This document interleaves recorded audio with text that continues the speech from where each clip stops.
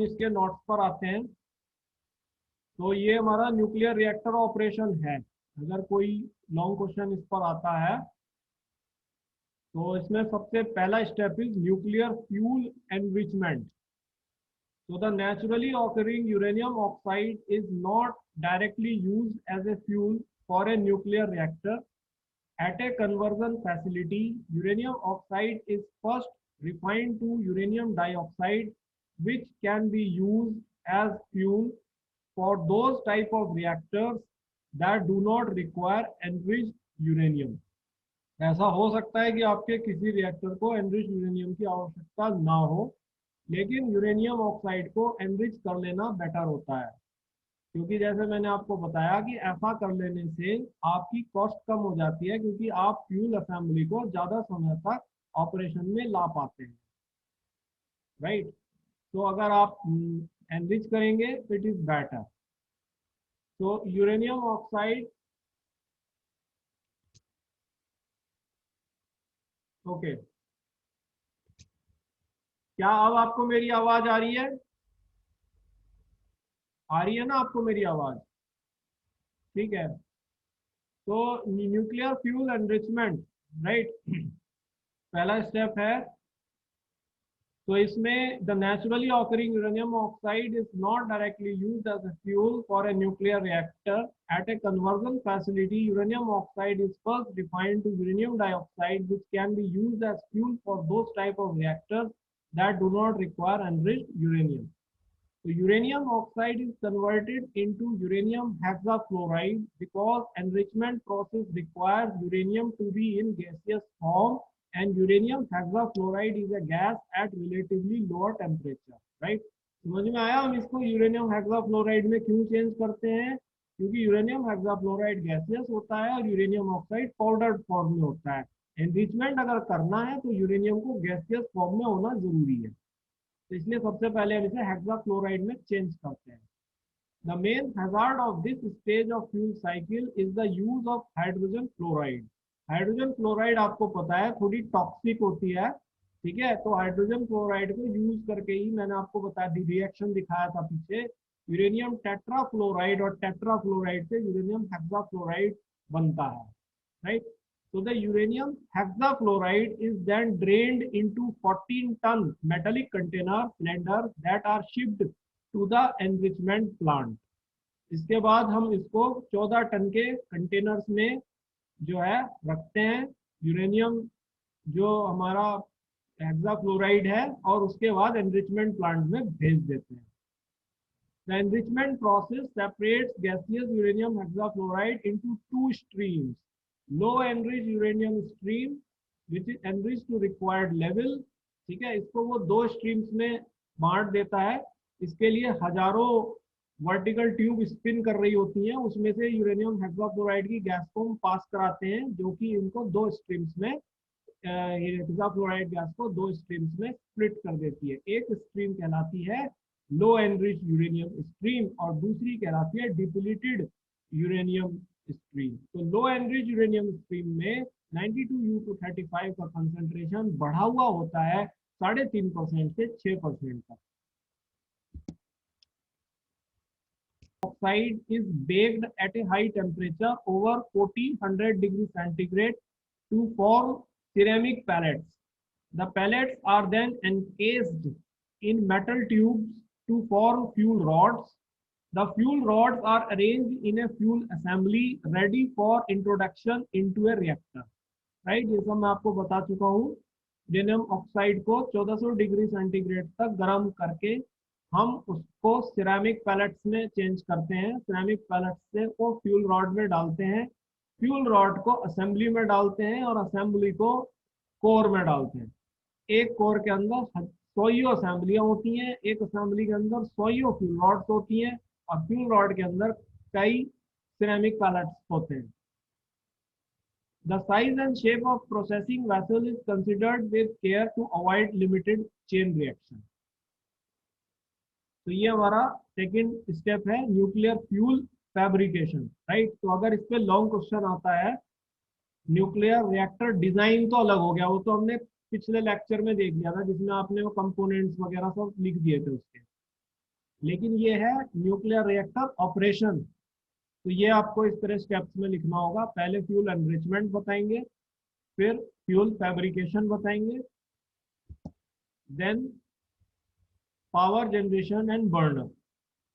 So some 27 tons of fresh enriched fuel is required each year by 1000 megawatt reactor। 1000 megawatt का reactor जो होता है उसे करीब 27 टन का एनरिच्ड फ्यूल चाहिए होता है हर साल।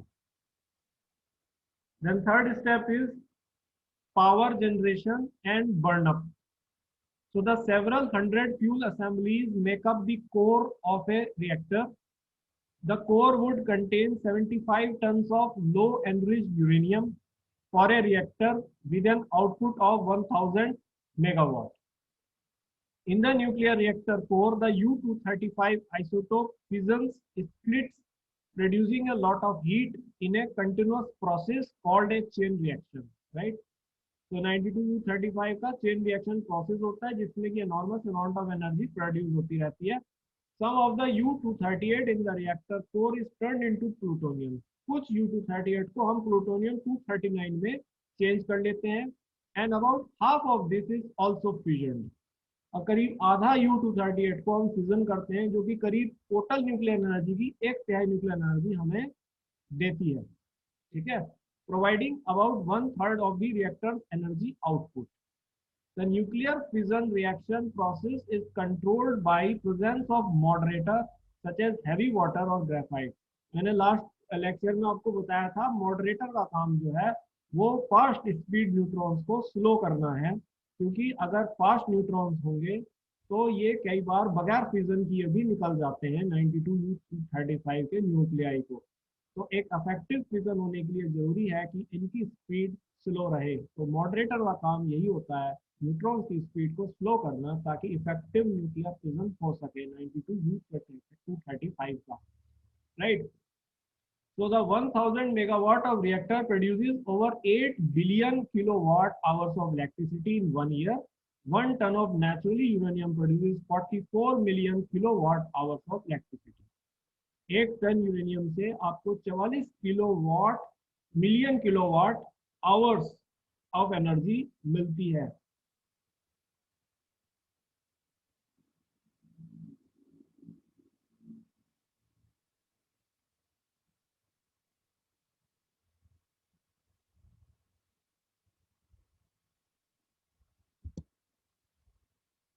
As with a coal-fueled power station, about 2/3 of the heat is dumped to volume of water in cooling towers using evaporative cooling।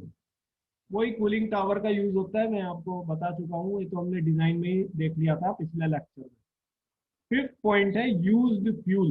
हम यूज्ड फ्यूल को क्या कैसे डिफाइन करते हैं?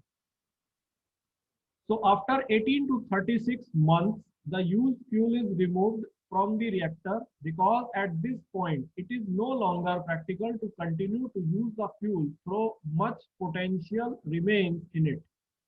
18 से 36 महीने यानी कि 1.5 से 3 साल के बाद हम फ्यूल को रिमूव करते हैं कोर से, राइट, क्योंकि हम ये मानते हैं कि एक डेफिनेट लेवल तक फिजन हो चुका है। हालांकि मैंने इसमें एक शब्द आ रहा है, हालांकि उसके अंदर पोटेंशियल होती है, यानी कि वो और भी फिजन कर सकता है, लेकिन हम और फिजन ना करा के डेफिनेट लेवल पर इसे बाहर निकालते हैं और मानते हैं यूज्ड फ्यूल।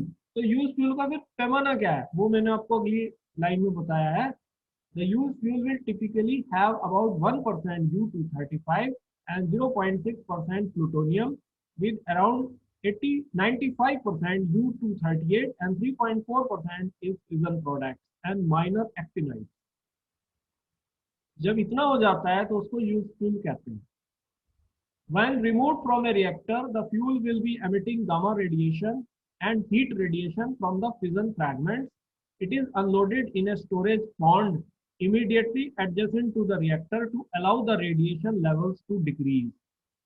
ठीक है, तो जब ये हम निकाल लेते हैं यूज फ्यूल को, तो इससे हीट रेडिएशन और गामा रेडिएशन जो है वो निकल रहे होते हैं, जो कि बहुत हार्मफुल है। तो हम जो है जो नियर बाई तालाब होता है उसमें इसे डाल देते हैं महीनों तक या इवन 5 साल तक भी। तालाब पानी जो है हीट रेडिएशन को एब्जॉर्ब करता है, राइट, और जो गामा रेडिएशन है उसको शील्ड करता है और उसके रेट को डिक्रीज करता हुआ चला जाता है। तो हार्मफुल गामा रेडिएशन का रेट जो है वो जब बहुत कम हो जाता है और ये हीट रेडिएशन को वाटर एब्जॉर्ब कर लेता है, जिसमें सालों का समय लगता है, तब हम उसे निकालते हैं और फिर हम इसे नेचुरली वेंटिलेटेड ड्राई स्टोरेज में ले जा करके रखते हैं। फिर अगला स्टेप इज रिसाइकलिंग। फिर फ्यूल रिसाइकिल होता है, वो है फ्यूल साइकिल, जो आपका अगला और लास्ट टॉपिक है इस यूनिट का, जो कल होगा। ठीक है। So in the ponds, the water shields the radiation and absorbs the heat, which is removed by circulating the water to external heat exchanger. Right? तो पानी जो है वो गामा रेडिएशन को शील्ड करता है और हीट रेडिएशन को एब्जॉर्ब कर लेता है यहाँ पर। ठीक है। Then the production of this amount of electrical energy would consume over 20,000 tons of black coal or 8.6 million cubic meter of gas.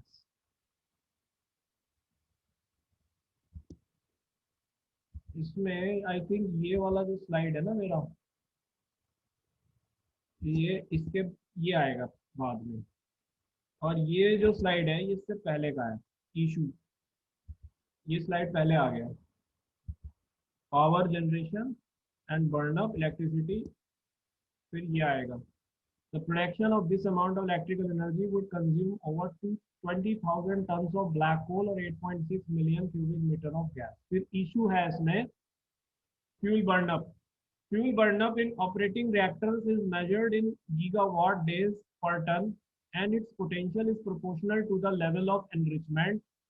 The higher is the enrichment level, higher is the fuel burn up, and vice versa. The benefit of fuel enrichment is that operation cycles can be longer, about 24 months, and the number of fuel assemblies discharged as used fuel can be reduced by 1/3, thereby saving the fuel cycle cost by about 20%. ये सब हम discuss कर चुके हैं। Burn up of 60 gigawatt day per ton uranium is equivalent to 6.5% atomic percent burn up. That is about 6.5% of the original uranium atoms are burned directly or indirectly via transformation to plutonium capable of undergoing fission. या तो directly है या indirectly plutonium के through 6.5% burn up हो चुके हैं। तो burn up actually gigawatt days में मेजर होता है एक टन यूरेनियम फ्यूल जब फिजन होता है। So the new light water reactor metal fuel is targeting 21 atomic percent burnup when it is deployed in 2020.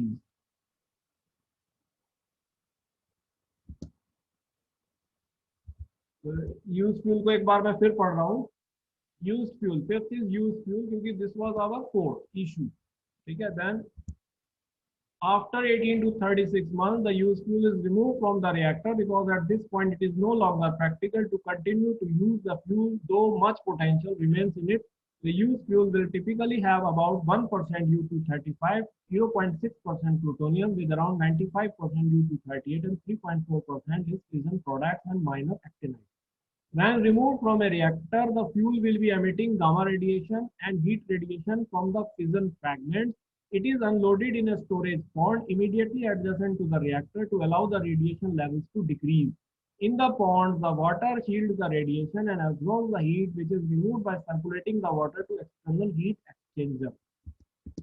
The used fuel is held in such pools for several months or sometimes many years. It may be transferred to ventilated dry storage on site after about 5 years. 5 साल के बाद. The longer it is stored, the easier it is to handle due to decay by radioactivity. ठीक है। तो उसमें फिर ये dry storage में भी काफी समय तक पड़े रहते हैं। वहाँ इनका रेडियो एक्टिविटी का प्रोसेस, रेडियो एक्टिविटी हो रही होती है इनसे, और रेडियो एक्टिविटी होने से जब ये दूसरे न्यूक्लियाई में चेंज होते हैं, राइट, तो वो हमारे लिए फिर हैंडल करना आसान हो जाते हैं। देन वी विल से कि रिसाइकिल फिर कैसे होगी, right. That is the next lecture of tomorrow, what is nuclear fuel cycle, and that is the last topic of this unit.